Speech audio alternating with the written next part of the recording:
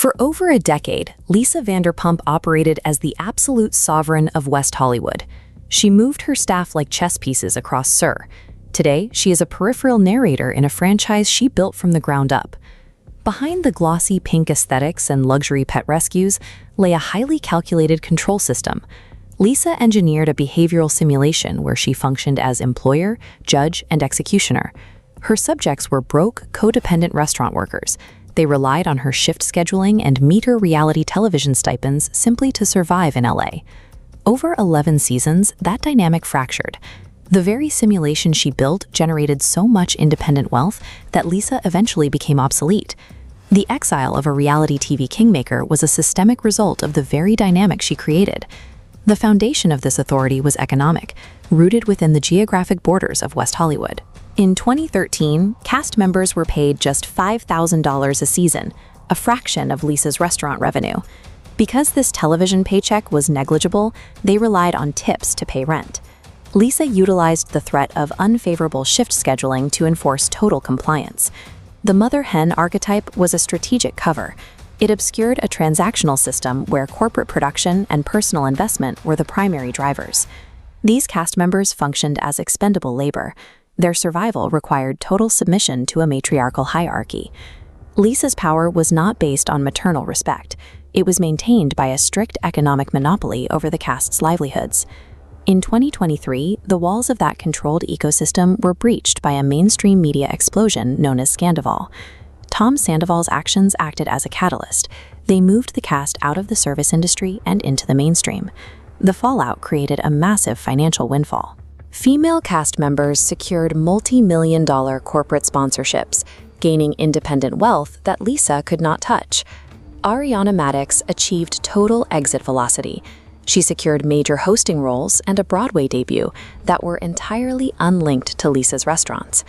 As baseline salaries rose into the high five figures per episode, the cast's financial trajectory crossed the threshold of independence, permanently severing their need for restaurant labor.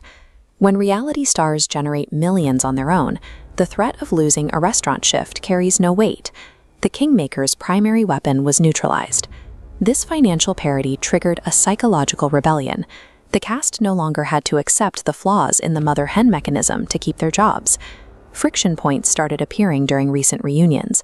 For the first time, the cast pushed back against Lisa's historical protection of toxic male behavior. When Lisa attempted to coddle Sandoval and minimize his actions, the empowered female cast offered a direct refusal to submit. They refused to let her speak over them or dismiss their anger. The cast began treating Lisa as a peer. By doing so, they dismantled her monopoly on narrative authority. The same psychological archetype that built Lisa's empire eventually alienated her from the very people she claimed to mentor. Lisa responded to this loss of domestic power with a strategic retreat. She moved her focus and resources away from West Hollywood. She pivoted to the corporate, sterilized environment of Las Vegas, partnering with monolithic hospitality brands. In Vegas, the unpredictable chaos of her former cast is replaced by static, highly produced environments. These venues are designed for transient tourists, not for the messy lives of long-term employees. Meanwhile, the network engaged a replacement protocol.